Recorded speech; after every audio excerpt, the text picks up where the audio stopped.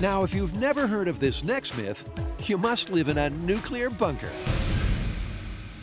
The next myth is a super creepy crawly one, and I'm not really happy about it. It's about cockroaches. Ugh, I hate cockroaches. All right, so what's the myth?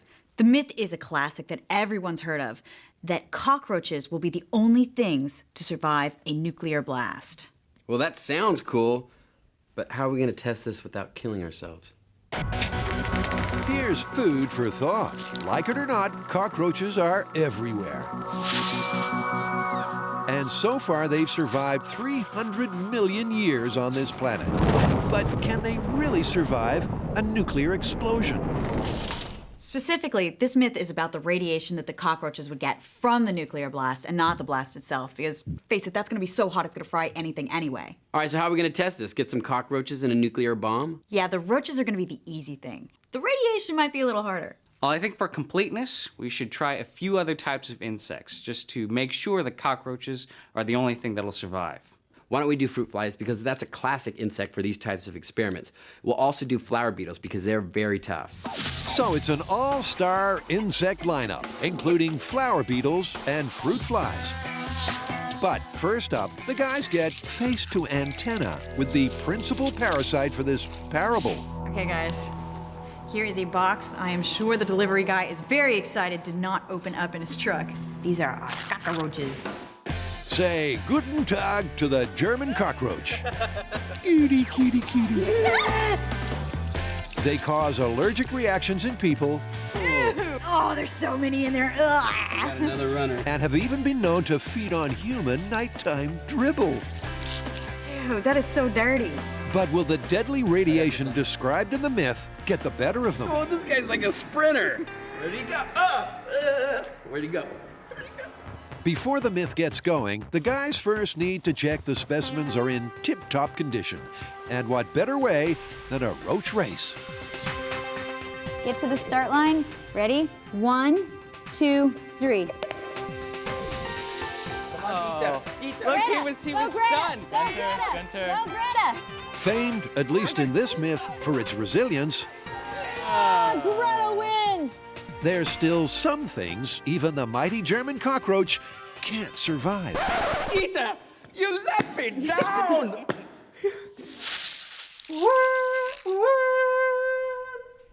Insects can't resist that call. So with most of the roaches raring to go, what's next for this myth? I'm calling insects to come to me so that I can put them in these boxes and irradiate them. I know that's kind of cruel. They don't really know what's going to hit them, but you know, science is fun, but it's not always nice. It seems nice guy Tory is having a conscience crisis. It's exciting. Because with insect death a possibility, this myth is pretty unusual. From savage sharks and angry arachnids This is terrible. to gnarling guard dogs. Oh, run, run, run! Where animals are involved, it's normally the MythBusters that come off second best. But not this time. These cockroaches may be on death row, but because they were bred for use in a science lab, their days were always numbered. But if the myth is true, then no harm will come to them. In the cockroach survival experiment, I need to make some sort of compartment that's gonna hold 50 cockroaches. I need them all to get equal amount of radiations, making a little cockroach motel of death, or as I'd like to call it, the Holiday End. Well, I suppose that's better than Roachtel, California. And once the insect containment boxes are conjured up, the guys just need to get hold of some nuclear radiation. And that should be easy. The guys are investigating an atomic bomb of a myth. Reputed to survive the deadly radiation from a nuclear explosion, apparently cockroaches will inherit the Earth. But will they be alone? What we have here is a fruit fly containment unit. Kari, Tory, and Grant have 3 species of insects and some handy insect containment units. Now, all they need is a nuclear bomb. I've been combing the black market, I've been searching the internet, and finding a nuclear bomb is not as easy as you might think. Fortunately, our researchers have managed to find a lab that's willing to work with us. Yeah, apparently they have a cobalt-60 radiation source that they're willing to let us test with. Awesome! I can't believe we're actually gonna do this myth. Well, believe it, Kari, because it's all going to go down at the Pacific Northwest Laboratory. Inside the imposing structure, Tory meets radiation expert Michelle Johnson. All right, so Michelle, this is where we're gonna be irradiating the insects, right? Right. We have a cobalt-60 source in here, and it produces a radiation level of about 55,000 R per hour, which is enough to kill you in about 10 minutes. Enough to kill you in about 10 minutes. Kill you in about 10 minutes. As Tory picks his jaw up off the floor, let's get this straight. They're not using a nuclear bomb to irradiate the insects, but a highly dangerous radioactive metal called cobalt-60. They'll use this metal to irradiate their insects at 3 different exposure settings called rads. Test 1 will be 1,000 rads. Test 2, 10,000. And test 3, 100,000. And alarmingly, even the lowest dose is really bad news for a human. Can you just give me an idea of what 1,000 rads would do to a human being?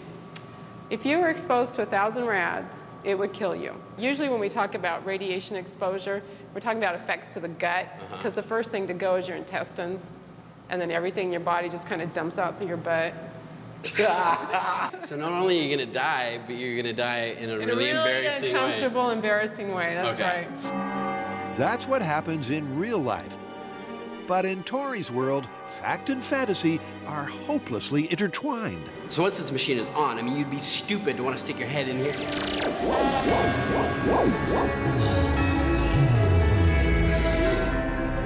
And while Tory is turning zombie, what's Grant's reckoning on the radiation?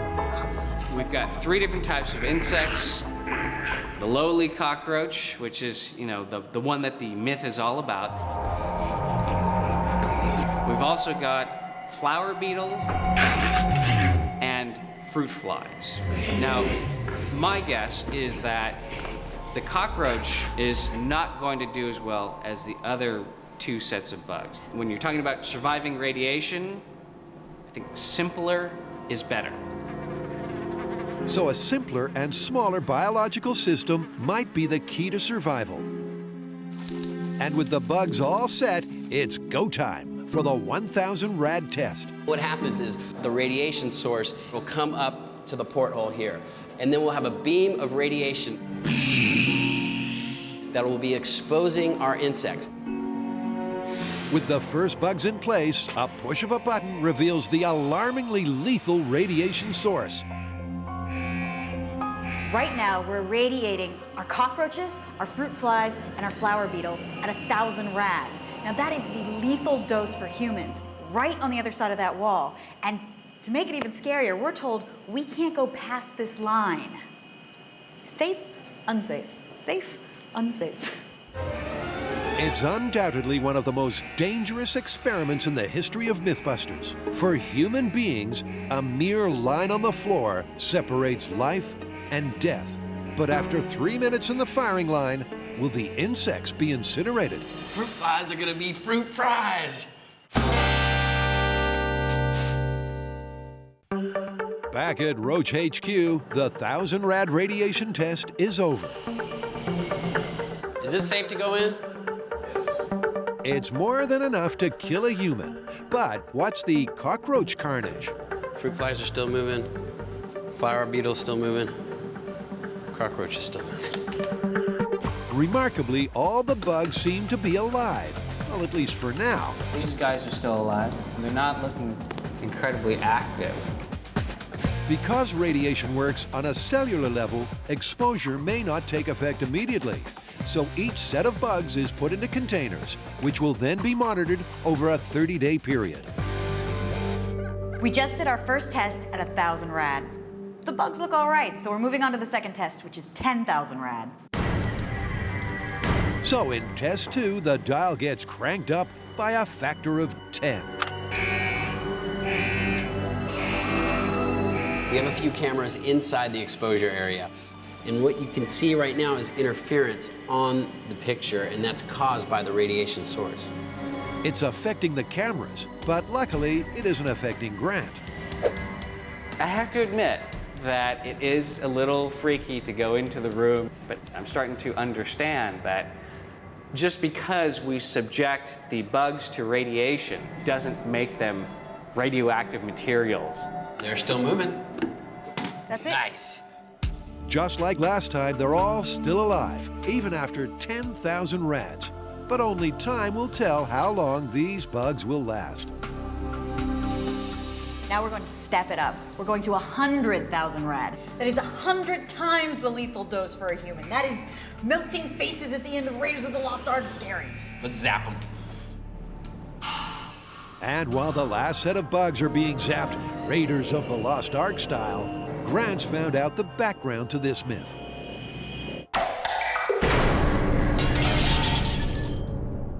Hey, do you know what I found out about the science of radiation? No, what?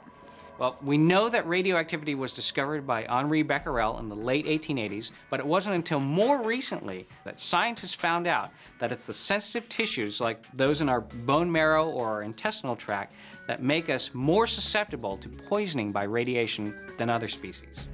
Right, that's where I suppose the myth comes from, that cockroaches would outsurvive humans after nuclear fallout.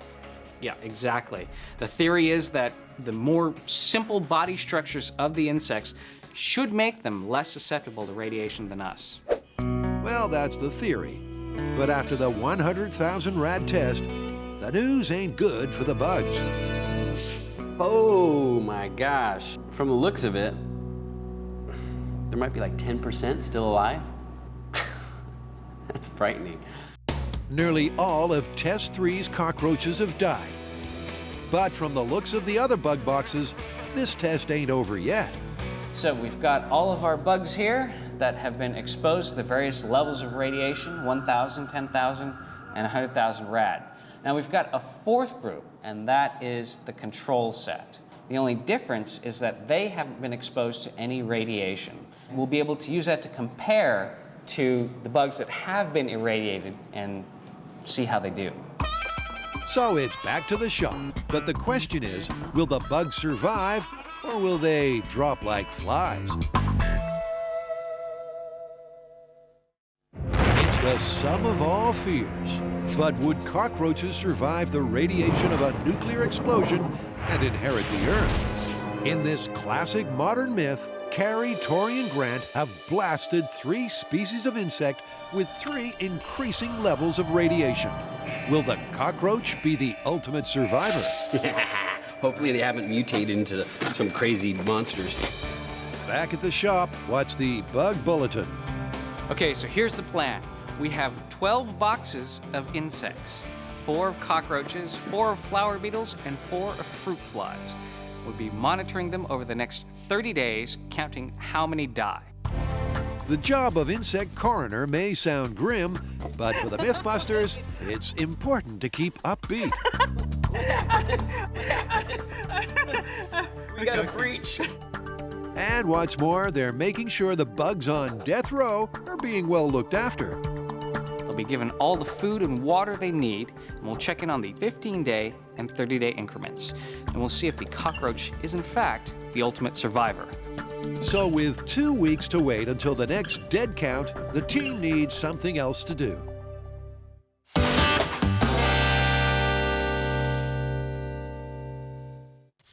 And this is perfect. A foamy fable straight from the fan site. 1, 2, 3. What the hell are we doing this for? Look, there is actually a myth associated with it. If you take a can of shaving cream and you freeze it, if you take off the outside, put it in someone's car, it'll expand to fill the car. Shaving cream is a practical joke staple for any frat boy funster or perky prankster. But as the internet rumor suggests, could 1 can of frozen shaving cream really inflate to fill a car? The first step in this myth is to freeze the can of shaving cream. I'll leave it in there for a few hours, and while that's freezing, I'm gonna go get cleaned up. All right, I have my shaving cream, it's frozen solid. Now all I need to do is cut off the can. Hopefully it won't explode in my face. What I should be left with is a cylinder of frozen shaving cream. Then I'll stick that into the car, and hopefully, as it starts to thaw, it'll expand and fill up the whole car. Quick, close the door. This caper promises a car bursting with bubbles. But Tory's scoring this myth low on the prankometer. Lower even than the infamous biscuit bullet. This is probably the lamest prank I've ever seen. There's no way this can of shaving cream is gonna fill the entire car. Obviously, Tory thinks this fan site toiletry tale stinks. But 5 hours later... Oh my God! Grant! Grant, get over here! Look at this! Look! What? Nothing. That is so unamazing. Clearly, they're unimpressed with the foam's lack of inflation. But these merry pranksters aren't done yet. That was a lame prank. Well, you know, we did buy 50 cans. So it's take two, and this time it's 50 cans into the freezer. And quick as a flash... All right, we gotta move fast. These things are gonna start defrosting. It's a race against time as Grant and Tory grind open all 50 frozen cans. Okay. But once the car's loaded up, the hours pass in the blink of an eye. Whoa! Hey, you know what? Nothing. Well, but you know what? That's expanded a lot more than I thought it would. This isn't a prank. It's a minor inconvenience. What you expect with a prank like this is, you know, shaving cream just bursting out of the windows.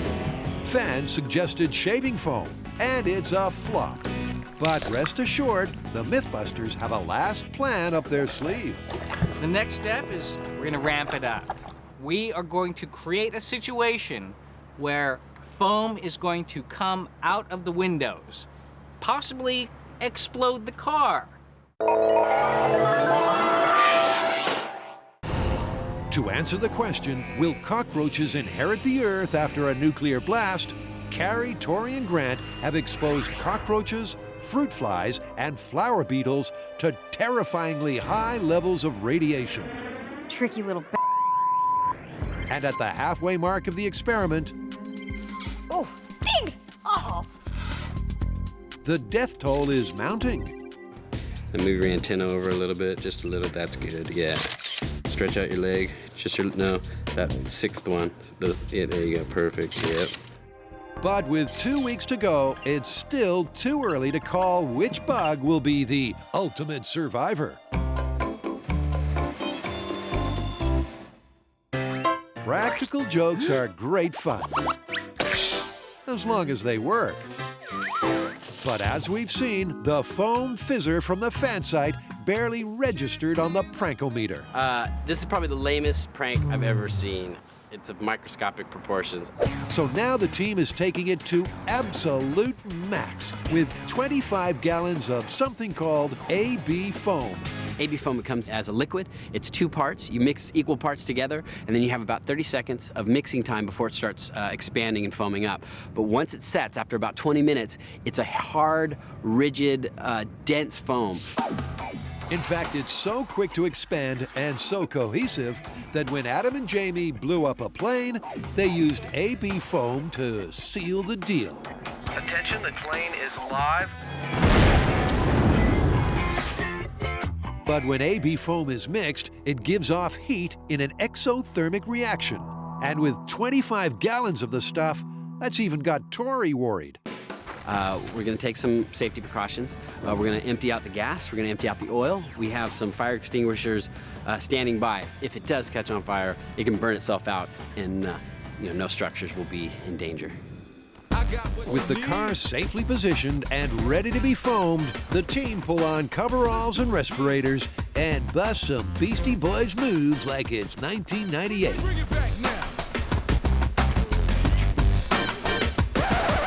What's the plan, man? The plan is we're gonna mix up all this AB foam as fast as we can and get it into the car before it starts expanding. So what do you guys think is gonna happen? Dude, I have no idea. I've never mixed up this much at one time. So it's a first for Tory and possibly the world. 25 gallons of liquid is equivalent to around 3.5 cubic feet. But once mixed, will the chemical foam swell up enough to fill the 90 cubic feet of space inside the car? One thing's for sure, there's no time to consider details. Once you start mixing, there's no like waiting and oops, I did it wrong. No, you have to go and you have to go immediately. Once this thing starts to go, you've got to get as many kits in there as possible. There are absolutely no second chances in this test because in a matter of seconds, this luxury sedan is stuffed full of foam. This is more than a prank. This is evil. This is a car that will never, ever drive again. Just to show you how rigid this foam is.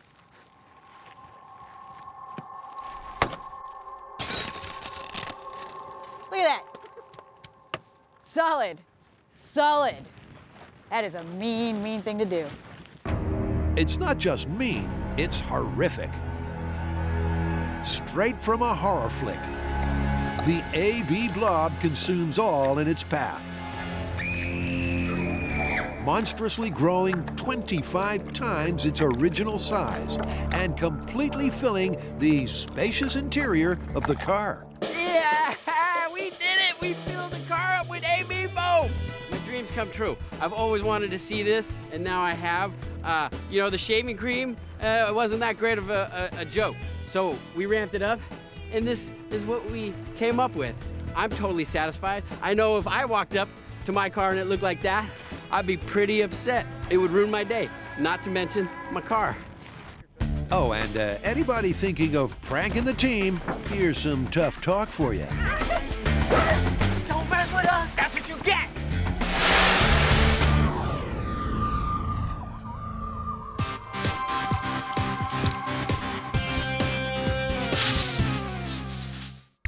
Kari, Tory, and Grant have been playing with deadly radiation.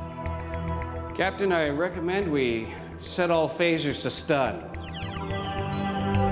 They've exposed cockroaches, fruit flies, and flower beetles to 3 levels of this invisible killer. But which one will be crowned the ultimate survivor? That was a month ago, and ever since, they've been counting the dead. 10. Ooh, and no hit on that one. It's been a morbid 30 days. But remember, these insects were always bred for death by science. Just like Tory, the insects have been hit hard, but there are survivors. You know, this is crazy. This is the 10,000 rad. This is 10 times the lethal dose for humans, and look how many cockroaches are still kicking. And the flower beetles have gone one better. I have here in my hand the only remaining life form to have survived a 100,000 rad dose of radiation, the flower beetle. So is this myth busted or confirmed? And done. Okay, so the idea was that cockroaches would be the only thing to survive a nuclear blast. What do we get? Well, remarkably, cockroaches are really good survivors. After 30 days, the ones exposed to 10,000 rad still had 30% still alive, and the ones exposed to 1,000 rad had 50% still alive. It's pretty amazing. That's incredible, considering if we were exposed to 1,000 rad, we'd be dead. So it's confirmed. Cockroaches outsurvive humans after nuclear blast. True, but we tested 3 types of insects, and the other 2 did much better than cockroaches. Yeah, the fruit flies did really well until they died of natural causes. And then the flower beetles, well, they were the strongest. After being exposed to 100,000 rad, which is 100 times the amount that would kill us, there was still 10% alive. The cockroaches, there was none that survived after that kind of exposure. So the final result is that all the insects outsurvive humans, but as far as inheriting the earth, there are much better candidates than the cockroach. Which means it's busted. Busted. Just like our chances of reproducing.